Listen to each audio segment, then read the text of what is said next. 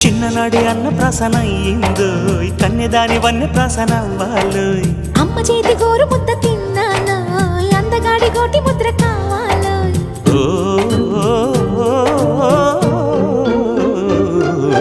కాస్త నన్ను నువ్వు నిన్ను నేను కోరుకుంటే కోరుకున్న చోట నువ్వు నేను చేరుకున్న చోట ఉన్న దీపం మారుతుంటే ఆరుతున్న వేళ కన్నె కాలు జారుతుంటే